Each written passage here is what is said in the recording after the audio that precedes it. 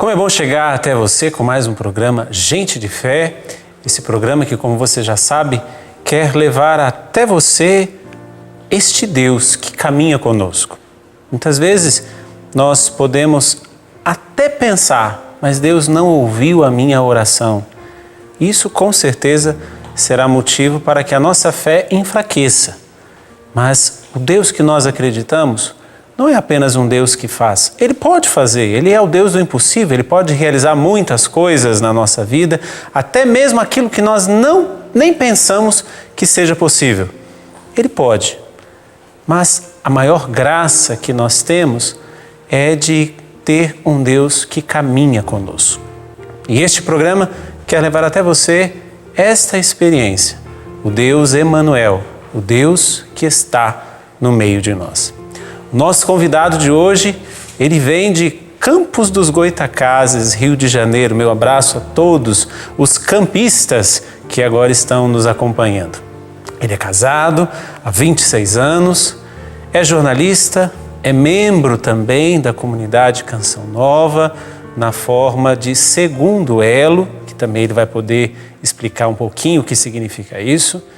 E com certeza você já deve tê-lo visto aí na telinha da sua casa pela Canção Nova. Wallace Andrade. Bem-vindo, Wallace. Obrigado, padre. É uma alegria poder estar aqui, né? Poder partilhar um pouco da nossa história, partilhar um pouco dos milagres de Deus na nossa vida, né? Da forma como Ele foi nos conduzindo e nos fazendo chegar até aqui. Alegria. Você, como eu disse no início, você é de Campos dos Goytacazes, é jornalista. Mas como é que você veio parar aqui? Porque hoje você mora aqui em Cachoeira Paulista, você é membro da Canção Nova. Como é que você veio parar aqui? O que veio primeiro?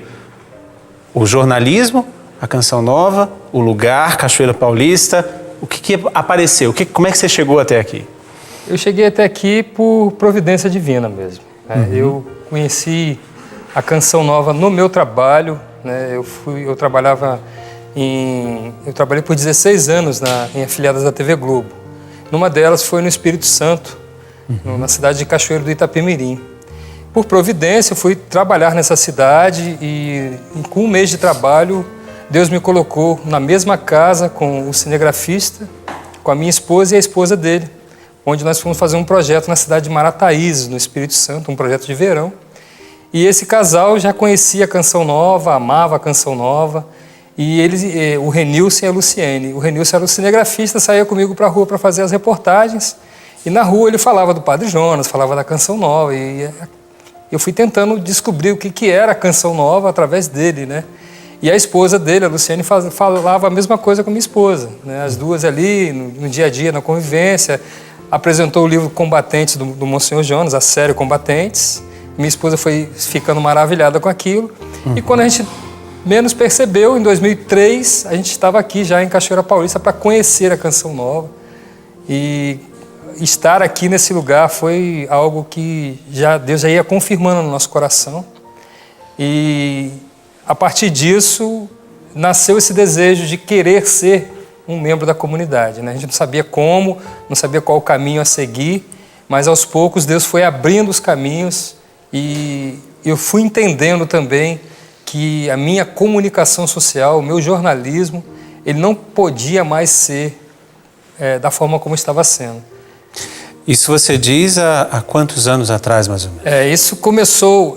a gente conheceu a Canção Nova em 2000. Sim. Né? E aí, todo o processo de conhecimento, de aproximação, isso tudo levou um certo tempo, né? A gente passou a ser membro de uma comunidade que não era Canção Nova, porque a gente achava que o desejo era viver em comunidade. Então a gente fez parte de uma outra comunidade chamada Associação Maria Medianeira de Todas as Graças, lá na cidade de Vargem Alta, também no Espírito Santo. Sim. E fizemos um encontro vocacional, entramos para a comunidade, ficamos por um ano na comunidade. Mas aos poucos Deus foi mostrando que ali não era o nosso lugar, não era ali que Ele queria que a gente ficasse. E à medida que Ele usou para que a gente realmente entendesse que não era mais aquele lugar, foi uma demissão, né? Eu era gerente de jornalismo da emissora lá no Espírito Santo e depois de 4 anos e meio, realizando um bom trabalho, né, modesta parte, eu voltei de férias e me deparei com a notícia de que todo o quadro gerencial da empresa estava sendo modificado e que eu estava na lista também dos gerentes que seriam demitidos. E ali, naquele desespero de perder o emprego e sem saber o que fazer, a gente tinha todo um trabalho na nossa paróquia lá no Espírito Santo, em Cachoeiro do Itapemirim, e a gente ficou, eu fiquei pensando como é que vai ser, catando as minhas coisas para ir embora.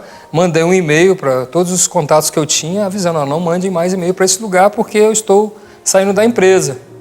E entrei no carro em lágrimas, preocupado, e quando eu cheguei em casa, às 10 horas da manhã, a minha esposa Valéria abriu a janela e falou, você foi demitido? Ela já parece que tinha sentido, né? E eu falei, fui demitido. E aí a gente entrou pro quarto, rezou, chorou. E ali, naquele momento, a gente começou a rezar e a clamar ao Espírito Santo mesmo, que me acalmasse, que acalmasse a minha esposa e que nos desse a tranquilidade e a certeza de que Deus estava agindo, né? E depois de terminar de rezar, nós pegamos a palavra e a palavra nos falava em Isaías 45. Vou aplainar todas as montanhas da vida de vocês, tudo vai se tornar plano, vou quebrar correntes e cadeados para que tu saibas que eu sou o Senhor. A gente olhava para a janela do nosso quarto e via aquele monte de montanha, né? Em Cachoeiro do Itapemirim tem muita montanha. E a nossa cidade, Campos dos Goytacazes, é uma planície, não tem montanha nenhuma. Imediatamente veio no meu coração, será que Deus está querendo que nós voltemos para Campos dos Goytacazes? Só que já havia, nesse processo, a minha esposa Valéria já havia montado um salão de beleza, todo estruturado, e já tinha mais de 1 ano de clientela, tinha toda uma vida dela, né, caminhando ali. E quando a gente terminou a oração e que acabamos de ler essa palavra, eu falei assim, Valéria, eu acho que Deus quer que nós voltemos para Campos. Isso foi em 2005, início de 2005. A Canção Nova tinha acabado de chegar em Campos dos Goytacazes. Ela chegou em 2004. Antes de você chegar, porque aí era esse o ponto que eu gostaria que você chegasse. Porque você falou sinais, nós fomos rezar, eu ouvi a Deus, parece que Deus colocou no seu coração, várias coisas. Mas na sua vida, até mesmo antes de casar, sua infância, sua adolescência, sim, Deus sempre esteve presente desta forma na sua vida? Eu vejo assim, a alegria hoje de olhar minha família e agradecer a Deus. Como foi importante ter um pai que era sapateiro, simples, humilde, que vivia da providência do dia a dia, dos serviços que chegavam até a sua sapataria, da minha mãe, que era dona de casa, né? E a religiosidade, o trabalho e a honestidade. São 3 pilares que meu pai deixou para mim. Meu pai morreu, eu tinha 12 anos. Você pode repetir esses 3 pilares? A honestidade, o trabalho e a religiosidade. Né? Foram 3 coisas que me sustentaram quando eu perdi meu pai. Meu pai morreu, eu tinha 12 anos e deixou a minha irmã com 11, a minha mãe. Eu lembro da cena quando eu cheguei em casa, depois de 1 semana na casa dos tios, que meu pai tinha morrido, e aí encontrei a minha mãe sentada no sofá, rodeada por pessoas, amigas, tentando consolá-la ainda, né? E eu olhei para minha mãe e falei assim, eu preciso ser o homem da casa. Né? Foi essa a leitura que eu fiz com aquela imagem, né? Eu preciso assumir o lugar do meu pai. E aconteceram tantas situações depois da morte do meu pai, e eu nunca esqueci desses 3 pilares. Né? Aconteceram várias situações de situações financeiras. A minha mãe teve que trabalhar e teve outros relacionamentos também, né? Ela teve mais 2 maridos e todos os 2 também morreram. Então ela é viúva 3 vezes. 3 vezes. E num desses relacionamentos eu não me entendia muito, seria o meu primeiro padrasto, eu não me entendia muito com ele, né? Então me relutei e não queria ir para a casa dele. Ele queria levar a gente para a casa dele, que era uma casa maior, mais estruturada. Eu não aceitei e eu fiquei por mais de 15 dias na minha casa, morando sozinho, com a minha tia vizinha me ajudando a cuidar de mim e tal.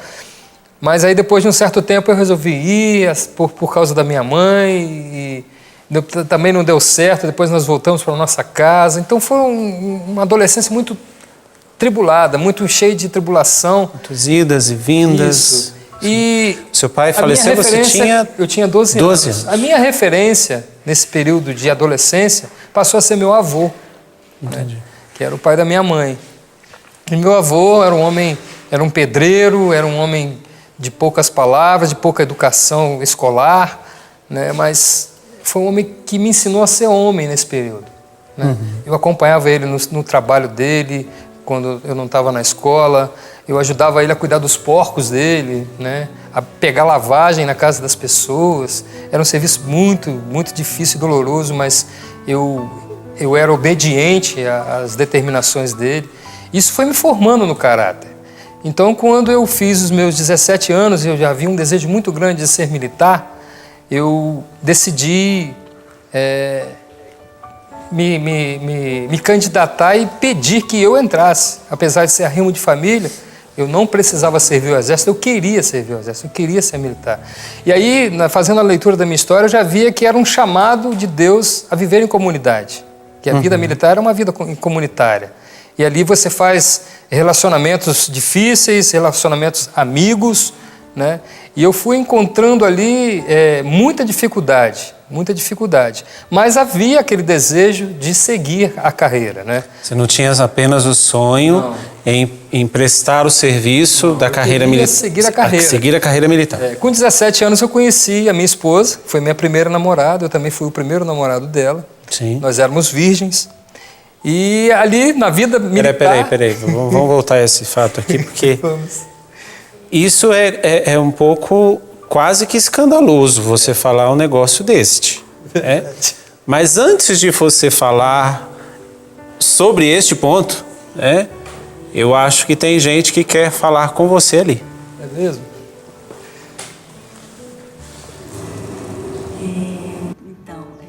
Tá casada com o Alas, né, há 26 anos, tivemos 6 anos de namoro, dentro do namoro e noivado. E o nosso namoro foi... Todo domingo íamos para a missa, com a graça de Deus, foi um namoro mesmo, com o Senhor sendo o centro desse namoro. O Alas perdeu o pai dele aos 12 anos, e com a morte do pai dele, e o pai dele que era um homem de muita fé, um homem muito de Deus, ia sempre com ele à missa, ele levava sempre o Alas à missa. Mas com a morte do pai, o Alas foi meio que deixando e passou mais a não ir mais à igreja. Mas quando nós começamos a namorar, eu tinha 15 anos, né? O Alas 17 anos. Eu já tinha o hábito, né? Todo domingo ia à missa. Às vezes nem ia à missa em família, eu mesma ia com minha avó, com alguém da minha família, mas não assim, mãe e pai, né? E o Alas começou então assim, dessa forma, ir à missa comigo. E foi um retorno dele para a missa, para a Eucaristia. Então o nosso namoro foi assim, permeado, vamos dizer assim, né? Cheio de Deus mesmo na nossa vida. Namoramos durante 6 anos, como eu falei. Foi um namoro de muita alegria, de muita cumplicidade, de muito diálogo. Sempre conversávamos muito, como até hoje, né? Com esses 26 anos de casado. E o Alas, ele, com esse retorno dele à missa, eu fui vendo que ele era um jovem cheio de Deus. E é muito bonito quando nós começamos, eu tinha 15 anos, ele tinha 17, logo ele fez, meses depois ele fez 18 anos, dias depois ele fez 18 anos, nós começamos a namorar no ano novo, né? Então, numa missa, né, no exército, como ele era soldado, o tenente chamou ele para fazer dentro da missa, para ele fazer uma leitura. E antes, né, dele subir, chegar aquele ambão para fazer a primeira leitura, a gente já pensava em casar, sabe? Tão pouco tempo já de namoro, mas a gente já pensava em casar. E ele falou, nossa, eu vou seguir carreira, né? Porque vai ficar mais fácil, já tenho minha profissão aqui dentro, e ele era um ótimo soldado. Então tá, aí quando ele desceu do ambão, ele veio para mim e falou assim, Valéria, é aquilo que eu quero. Eu falei assim, aquilo que eu acho? O microfone. Eu falei, como assim? Ele falou assim, eu não sei, mas ao ler aquela leitura, hoje nessa missa, eu senti que eu estou sendo impulsionado a isso, a microfone, a falar de Deus. E eu falei assim, mas e seu caminho no exército? Ele não é isso que eu mais quero.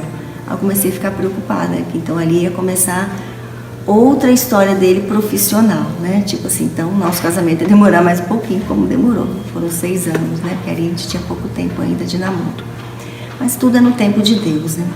Então ali foi um caminho muito bonito que o Wallace fez ali. O Wallace descobriu a vocação dele como homem de Deus, como ele é hoje, né? Jornalista, missionário, e tudo nessa evangelização através dos meios de comunicação mesmo. Esta é a Valéria. É a minha costela, eu brinco com ela. Costela. Foi um dos maiores presentes que Deus me deu, né? E ela lembrando ali a história do exército, foi mesmo isso aí. A gente tinha um desejo, né, de casar logo, de poder constituir a nossa família, porque a gente tinha certeza que a gente tinha sido feito um para o outro. E como eu disse no início, antes da Valéria aparecer, a gente tinha esse comprometimento um com o outro, de ser um do outro e de respeitar os limites um do outro.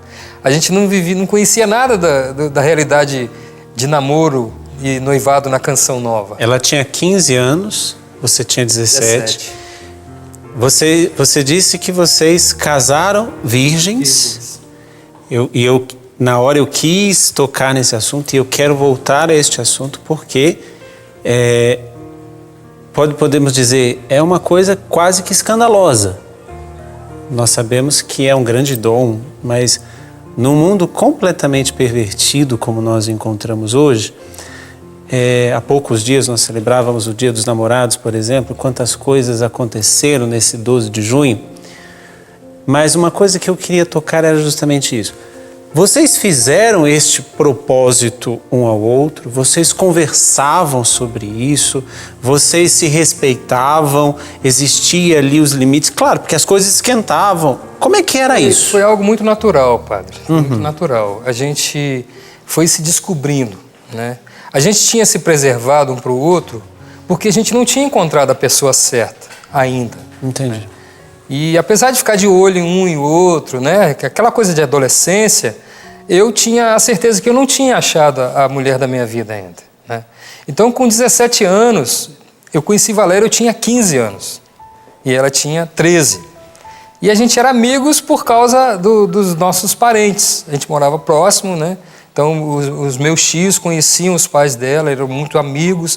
Então, a gente, volta e meia, numa convivência familiar, a gente se encontrava. E sempre que eu encontrava, me batia uma certa dificuldade com ela. Já era o sentimento de amor, né? E quando realmente isso aconteceu, até eu tenho um primo que foi o nosso cupido, que vivia dando bilhetinhos para mim e para ela, dizendo que era um ou outro dando, né? E ele fazendo essa ponte. Manobra aí. E o Maurício, meu primo querido, e ele foi assim, padrinho de casamento, e foi ele mesmo que fez essa ponte. Deus já tocava o coraçãozinho dele lá, ele garoto ainda.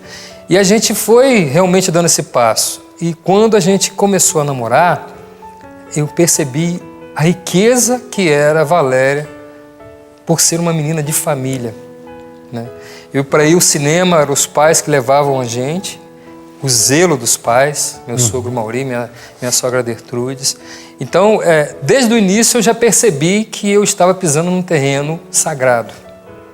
E ali, a primeira coisa da nossa conversa de sim para namorar era, ela falou para mim assim, eu quero namorar em casa, na presença dos meus pais. Se você quiser. Não, eu falei, eu quero, claro que eu quero. Porque é isso também que eu penso. Então, a gente não vivia nada longe dos pais. Nosso primeiro flagrante dos pais vendo a gente se beijar foi até meio constrangedor para nós dois, porque foi na sala da casa dela, no sofá da casa dela. Mas tudo foi muito natural e tudo muito crescendo com o tempo. Né?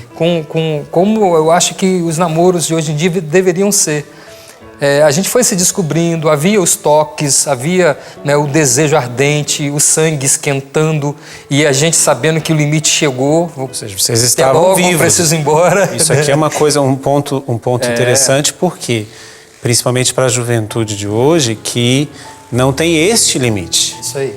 Né? Porque nós estamos, infelizmente, gerando, vamos dizer, porque todos nós fazemos parte disso. Nós estamos gerando uma geração sem limites, que começa nisso. O simples fato de você estar ali e falar, opa, a coisa está esquentando, eu vou ter que fazer alguma coisa. Não, a coisa, para uma geração sem limites, significa o quê? A coisa está esquentando, então vai. E os hormônios, eles fervilham. Claro. Não adianta a gente querer... Você é um homem, ela é uma mulher, vocês se gostavam, a coisa esquentava, enfim. E as coisas foram se complicando, vamos dizer assim, à medida em que nós fomos evoluindo, crescendo, nos tornando jovens, saindo da adolescência para a juventude. E aí o desejo ia aumentando. E as amizades, a gente tinha casais de amigos também, namorados, que chegou ao ponto de levar a gente na porta de um motel. E agora, vamos entrar todos para o motel? E aí eu falei, não, a gente não vai entrar. Vocês podem entrar, a gente fica aqui fora no carro. E a Valéria também comungava da mesma opinião. E eles forçação de barra vinha até dos amigos. Na verdade, uma brincadeira com a gente, porque eles sabiam da nossa realidade sexual, porque a gente sempre foi transparente nisso, com os nossos amigos, e sabiam que a gente tinha uma opção de vida. Né? E quando nós chegamos à proximidade do casamento, havia uma força interior dentro de nós muito grande de comemoração, sabe, padre? De celebração. Porque a gente conseguiu vencer a nossa carne. A gente conseguiu vencer os nossos desejos, que nós somos pessoas normais, mas que a gente, por opção, e até mesmo, como eu disse, um dos pilares, a religiosidade, fez com que nós trilhássemos esse caminho que a igreja ensina. Ou seja, naquele momento, ela relata aquela missa. Então, e você relatou agora a questão da religiosidade. Sim. Vocês rezavam juntos, vocês já caminhavam, vocês conversavam? A gente ia à missa juntos. Sim. A gente sabia que estar ali na missa aos domingos era muito importante. Inclusive, a igreja que a gente frequentava foi a igreja que nós nos casamos, a igreja Nossa Senhora Mãe dos Homens. E Valéria sempre foi uma pessoa muito devota de Nossa Senhora, né? Acreditava e acredita que Nossa Senhora rege muitas coisas na nossa vida, intercede por muitas coisas. E para a gente era natural, né? Viver a simplicidade do namoro, a essência do namoro, sem perder o foco. O nosso foco era formar família. Namoro. Com muitos beijos, com muitos abraços, com cinemas, com toda a alegria que um casal de namorados deve viver, né? Com aquela esperança e expectativa de vir algo melhor na frente. Né? Porque é um outro ponto, porque muitas vezes quando a gente trata, eu falo porque muitas vezes eu trato com muita juventude. E quando vamos fazer a proposta, eu falo como padre, fazer essa proposta deste namoro santo, né? Que é como no nosso meio nós dizemos. O jovem, não, isso é careta, eu não vou pegar nem na mão, porque às vezes a coisa parece que dá choque, né? Não pode pegar na mão, se tiver assim, muitos beijos, muitos abraços, aí é aquilo que eu disse anteriormente, não tem limite, então vai ter que ir até o fim. Ou seja, o namoro de vocês não era um namoro frio. Não. Tinha os beijos, tinha os abraços. Inclusive, até hoje, a gente lembra de detalhes, como, por exemplo, pegar na mão pela primeira vez. Foi algo que mexeu tão profundamente com as nossas vidas, tocar na mão do outro. O primeiro beijo, né? Eu ainda lembro do calor dos lábios dela, padre. Lembro. Marcou profundamente. Há mais de 26 anos. 26 anos. Prestes a fazer 27. Então, assim, 27 não. A gente está falando tempo de casado, né? Fora o seu namoro, mais de 30 anos. Então, são coisas que... É um convite que a gente faz até mesmo à juventude de hoje. Quando nós conseguimos frear certas situações e viver a expectativa do primeiro beijo, da primeira vez de pegar a mão, né? São coisas que vão marcar profundamente o nosso relacionamento e vão servir de combustível para as crises. Quando as crises vierem, você vai parar e falar assim, não, existe lá o meu primeiro amor, que não vai acabar nunca mais, que não vai passar. Aqui é um ponto que nós vamos para o intervalo e que eu vou deixar a palavra que você disse para quem está nos assistindo. A expectativa. Né? Porque o que você jovem, você adulto, você idoso, você criança, não sei quem é você que está aí, mas você tem paciência de esperar o tempo certo de cada coisa? Deixa essa pergunta no ar para você pensar nesse tempinho que vai ser do nosso intervalo. Você tem paciência para esperar o tempo certo de cada uma das coisas? Nós voltamos já com Gente de Fé. Como é bom voltar e te encontrar aí. Como é bom poder estar esse tempo com você. No primeiro bloco, eu deixei uma pergunta para você. Você tem paciência de esperar o tempo de cada coisa? Nós estamos conversando com o Wallace, ele estava contando um pouquinho no primeiro bloco sobre o ter que esperar, sem perder a graça do momento, sem perder, principalmente quando nós conversávamos sobre o namoro dele com a sua esposa, que é a Valéria, sem perder ali, sem cair na frieza, sem dizer que é uma coisa careta ou coisa... Não, eles viviam como namorado e namorada, mas souberam esperar o tempo certo. Mas e você? Você sabe esperar o tempo certo de cada coisa? Porque nós precisamos saber esperar para aí sim não arcarmos com consequências que nós não desejamos a partir das nossas escolhas. Este é o programa Gente de Fé, que traz histórias como do Wallace e que com certeza, como eu gostaria de ter também a sua história. Você pode mandar para nós a sua história pelo e-mail gentedefé@cançãonova.com, gentedefé@cançãonova.com, ou se você preferir, você pode entrar na nossa página no Facebook, facebook.com/gentedefécn, facebook.com/gentedefécn. Você pode ir lá fazer os seus comentários, fazer a sua crítica, curtir a nossa página. A televisão hoje, como todos os meios de comunicação, eles não são feitos apenas por uma equipe de produção. Hoje nós precisamos de toda essa interatividade e você também pode participar nos ajudando com a sua sugestão, com a sua crítica, mas principalmente com o seu testemunho, porque quem sabe um dia você não estará sentado aqui nessa poltrona como o Wallace está. Wallace, namoro, depois veio o casamento, mas nesse intervalo, depois daquela missa que foi falada pela Valéria, você se viu agora um comunicador. Mudou todo o projeto, né? O projeto era ser militar e ao descer daquele ambão, ao fazer aquela leitura, mudou tudo. Eu precisava agora retomar os meus estudos, primeiro deixar a vida militar.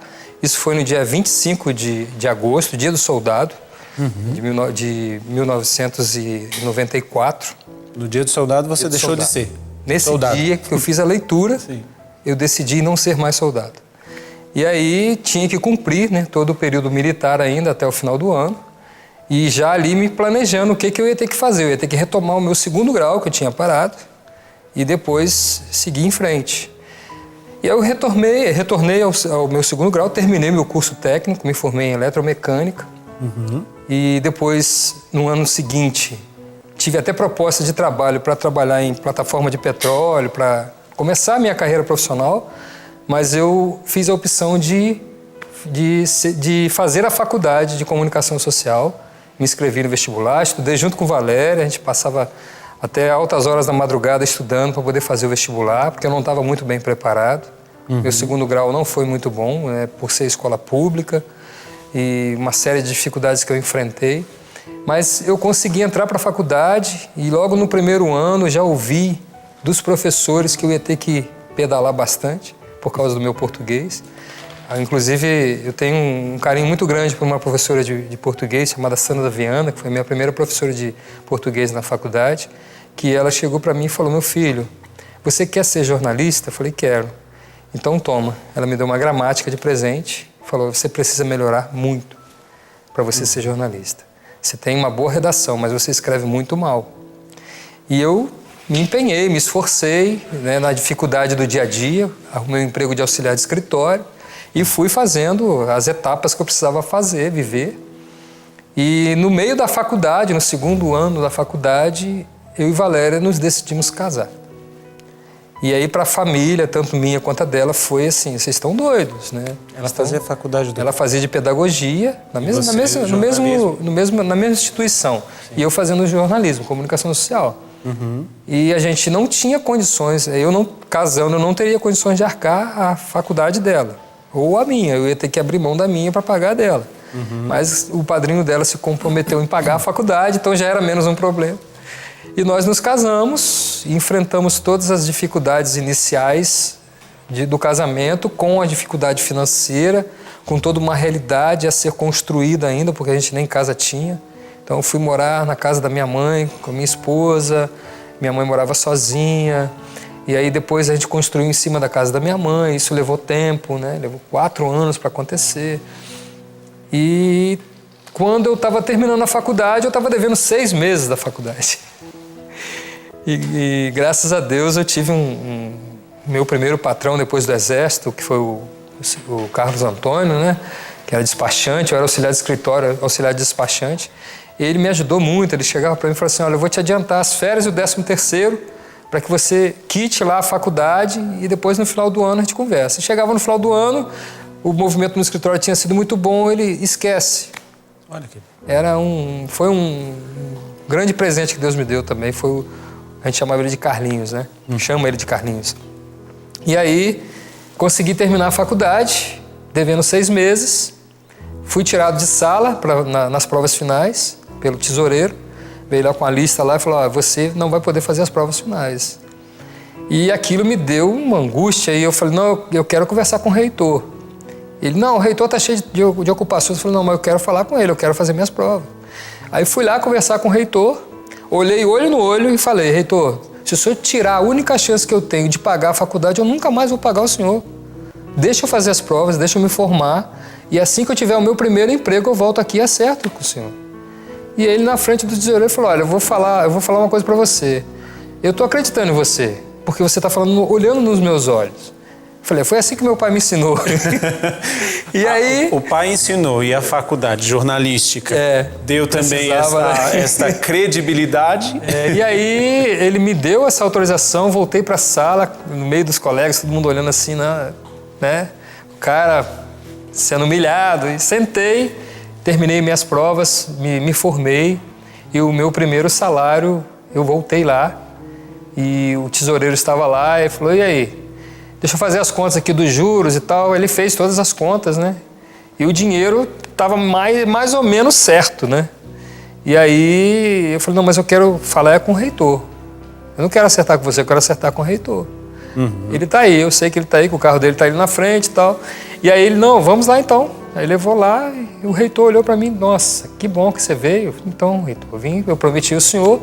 Ele, então, por causa da sua honestidade, eu não vou cobrar os juros, você vai pagar só as prestações atrasadas. E aí ainda sobrou um troquinho ainda para celebrar essa vitória na minha vida, né, que foi me formar e poder terminar as minhas dívidas com a faculdade. O que você, como jornalista, porque aí você fez um percurso, você viveu uma vida com uma família que te deu uma base muito boa. Depois você experimentou a vida militar, a experiência de um namoro autêntico, mas entra o jornalismo. O que o jornalismo te fez vislumbrar do mundo? Então, aí eu entrei numa fase de deslumbramento, de buscar a fama e o autoconhecimento, né? De ser conhecido. E isso foi fruto da realidade de trabalho que eu busquei, né? Porque todo mundo almejava a maior emissora do país e eu também não era diferente. Uhum. Primeiro que eu não entrei para a faculdade para fazer telejornalismo, eu entrei para fazer rádio. Eu era apaixonado por rádio FM, sou até hoje. A minha maior paixão é fazer rádio FM. colocar música para as pessoas, falar coisas boas para as pessoas. Essa é a minha grande paixão, que até hoje eu não consegui executar na plena função.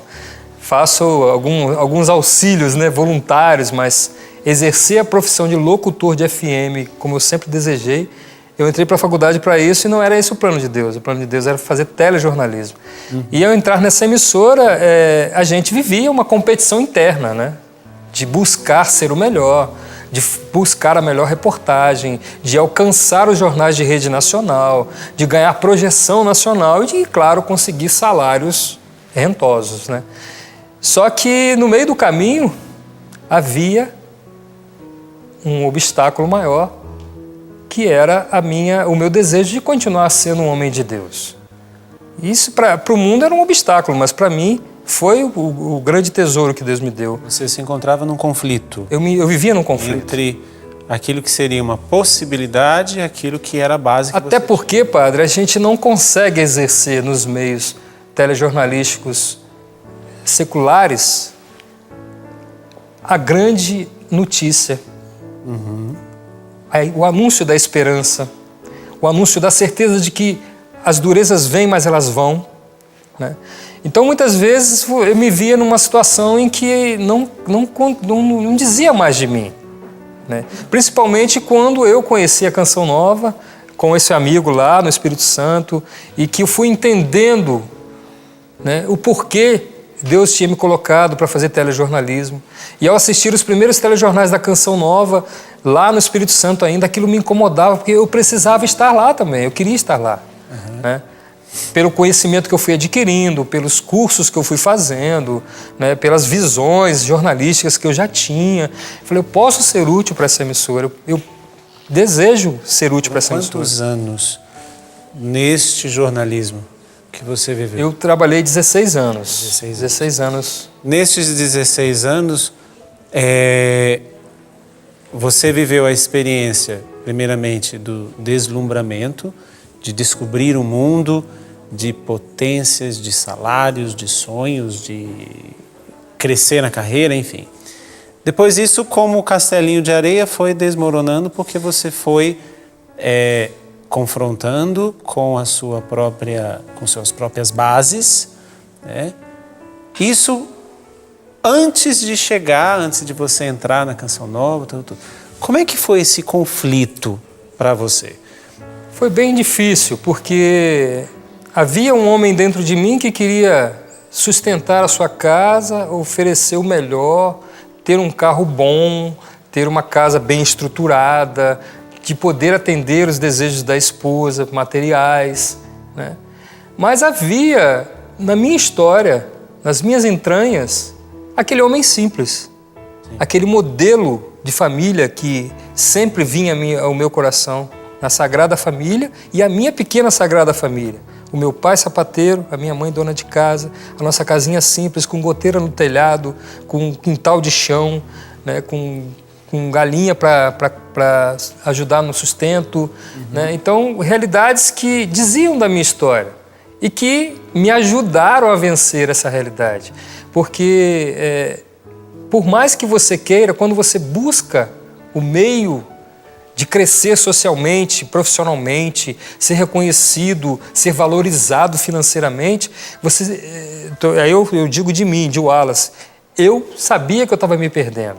Eu chegava em casa irritado, eu chegava em casa estressado, eu não tinha paciência com a minha esposa, porque minha única ânsia era alcançar o sucesso, era alcançar a fama, era alcançar um degrau onde que eu me tornasse uma pessoa resolvida, reconhecida, né? E para isso eu atropelava quem tivesse pela frente, né? E aí no momento em que... Faltava ética. Faltava ética. E apesar de ser uma pessoa de boa natureza, algumas vezes eu me recordo que eu queria ser mais que o colega.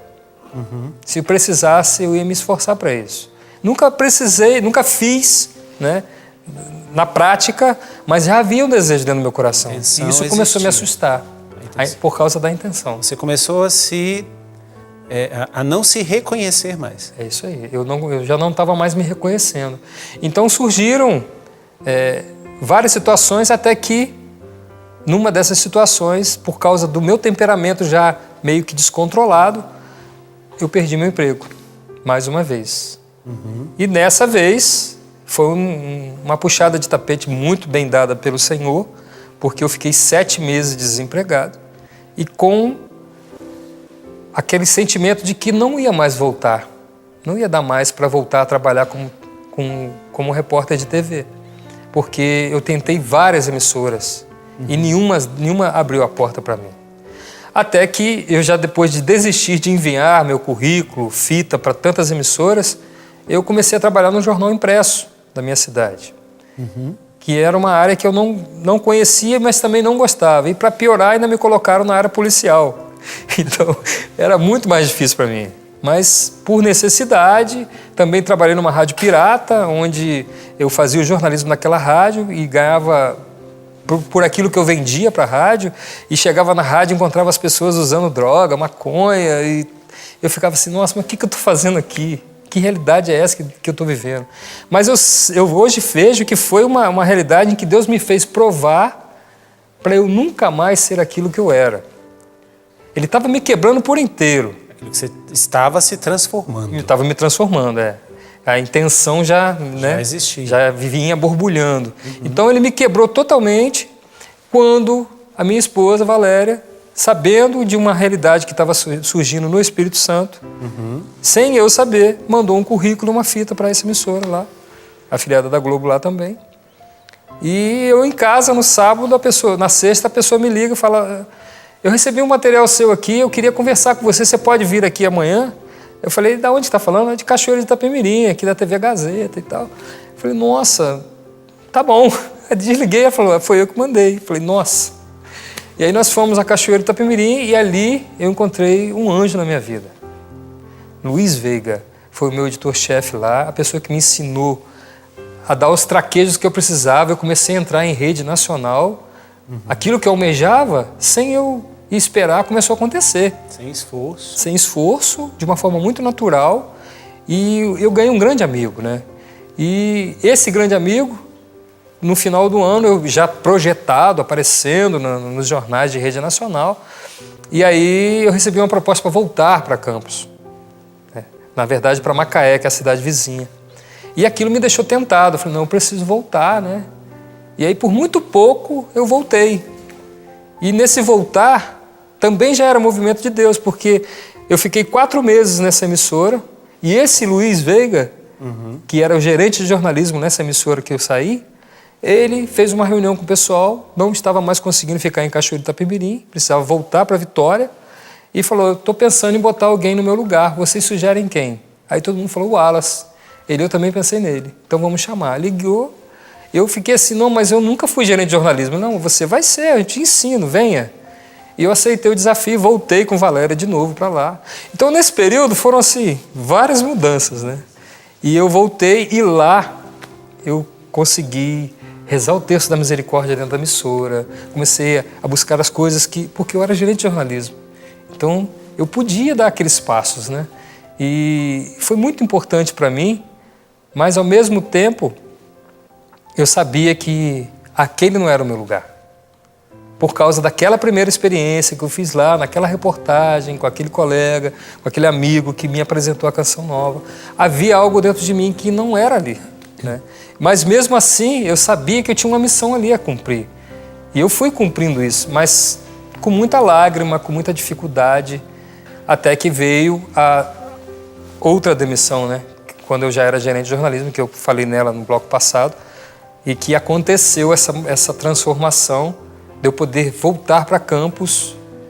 E a demissão, como eu parei na demissão, quando eu cheguei em casa, né, rezamos, pegamos a palavra Isaías 45, e ali Deus falava no meu coração que era para a gente voltar para a planície Goitacá, para Campos dos Goitacás. Padre, nós guardamos a Bíblia, Valéria foi terminar o almoço, eu sentei no sofá e fiquei refletindo.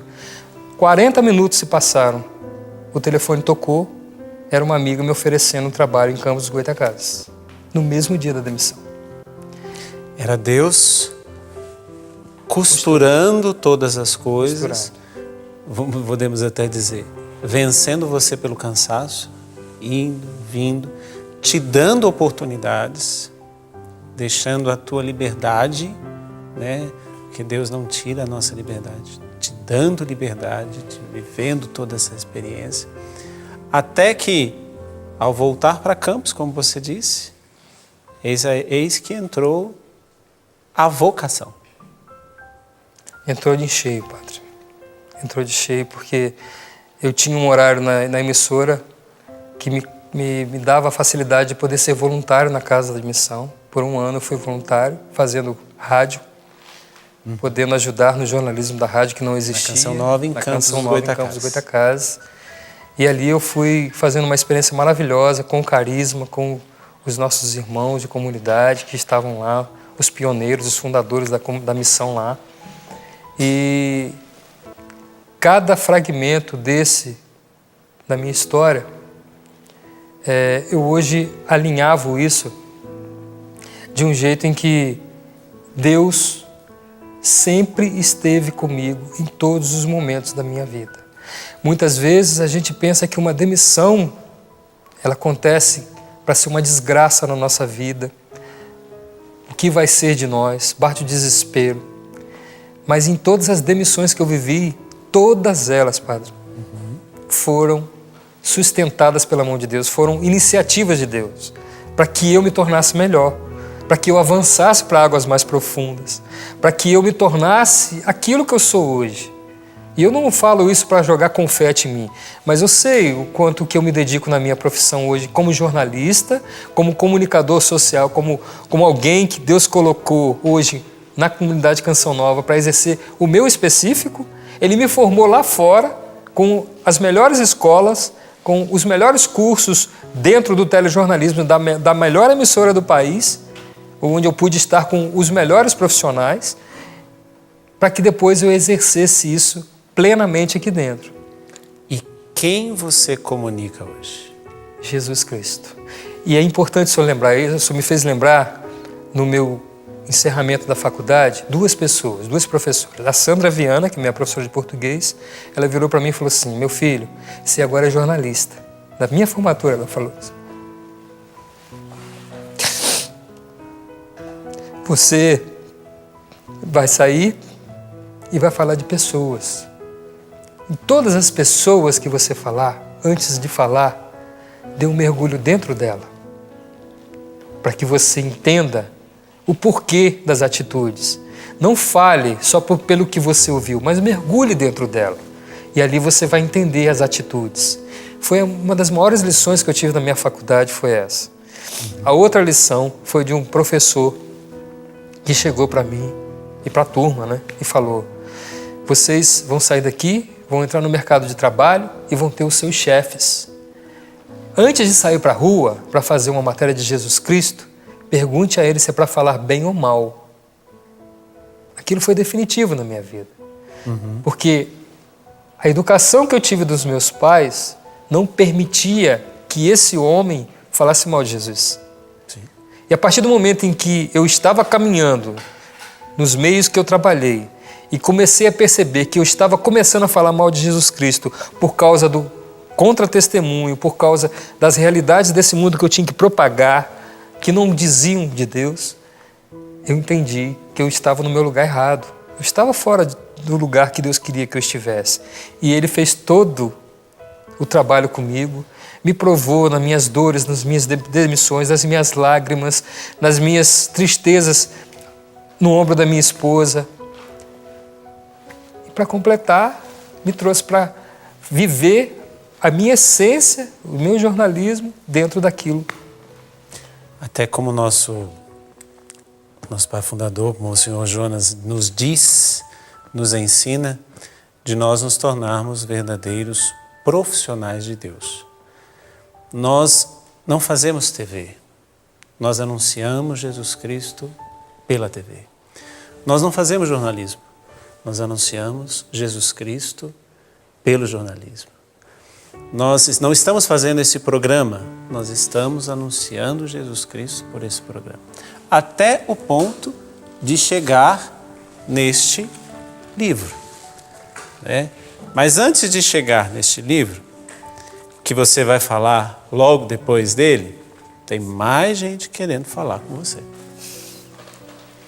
Carlos, eu agradeço muito a Deus. Nós vamos fazer 27 anos de casado agora em julho, mês que vem. Agradeço muito a Deus que você é um presente de Deus na minha vida, desde os meus 13 anos. 15 anos começamos a namorar, mas te conheci aos 13 anos, lá na casa da tua tia, quando a minha mãe, amiga da tua tia, então as nossas famílias já eram próximas, né? Então eu agradeço muito a Deus, esse presente que Deus tem me dado a cada dia, pelo pai maravilhoso que você é e pelo esposo maravilhoso que você é. Eu tenho muito amor por você. Beijo, eu te amo. Uau, eu agradeço muito a Deus. Está aí, o presente que um deu para o outro. Posso dizer porque tenho a alegria de conhecer vocês dois. Um presente que um deu para o outro, conforme você está dizendo, contando um pouquinho da sua história. Mas aí, nós estamos já caminhando para o término do nosso programa. Queria que você falasse um pouquinho. Mãe de Milagres. Mãe de Milagres é a celebração dos meus 25 anos de telejornalismo, que eu completo agora em agosto. 25 anos de profissão.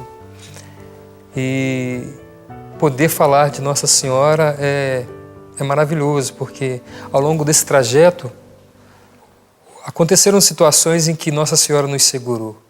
Eu sofri um acidente de carro, trabalhando lá no Espírito Santo, que eu tinha tudo para ter perdido a vida, mas foi a intercessão da minha esposa, rezando, com o terço na mão, diante do crucificado, e que Nossa Senhora me fez segurar no cinto de segurança do carro, porque havia um desejo no meu coração de tirar o cinto de segurança. E aí, eu relato essa história no livro. Mas poder falar desse livro para mim é poder celebrar mesmo as riquezas que Deus fez na minha vida, através de Nossa Senhora, porque aí eu lembro da minha mãe cantando a Mãezinha do Céu na cabeceira da minha cama para poder me fazer dormir, já me treinando, já me mostrando um amor materno muito maior. Eu costumo dizer para minha mãe que ela é minha faculdade de vida, porque em todos os momentos que eu venho atravessando na minha vida, ela sempre me apoiou. Hoje eu sei no dia 13 ela fez 74 anos e mais uma vez eu não pude estar com ela por causa da missão. Eu sei o quanto que é doído para ela e ela sabe o quanto que é doído para mim, mas ela me apoia em tudo, como a minha esposa, como as pessoas que... Então, esse livro, eu vou relatando os 7 milagres de Nossa Senhora Aparecida, pela intercessão dela, e a inspiração que Nossa Senhora me deu foi de fazer um paralelo com a história do Brasil e do mundo nesses 7 milagres.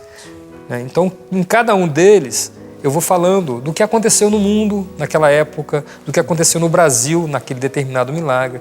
Mas em cada capítulo é uma história profunda de família. Não tem como fugir, sabe, padre? E que não tem como fugir, não tem como não deixar de ler, né? Claro que nós teremos ainda muitas coisas para dizer, sim, né? Principalmente de coisas da sua vida dentro da Canção Nova, mas como eu sempre digo, 1 hora é muito pouco, né? Para contar uma vida inteira é muito pouco. Você pode adquirir este livro pelo nosso portal loja.cançãonova.com ou ligando e pedindo também pelo 12 31 86 2600, Mãe de Milagres, Nossa Senhora Aparecida.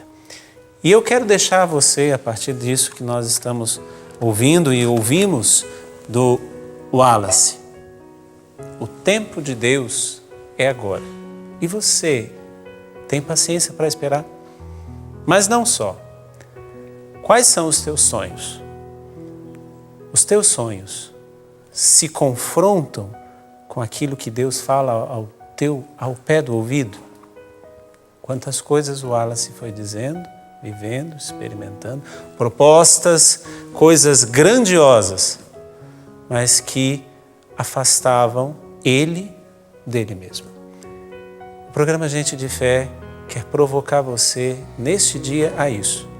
O que tem afastado você de você mesmo? O que tem afastado você da pessoa de Deus que você quer ser. Wallace, muito obrigado.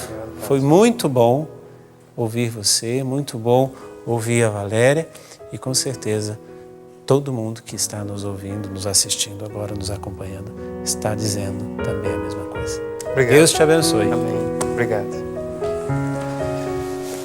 E Deus te abençoe mesmo.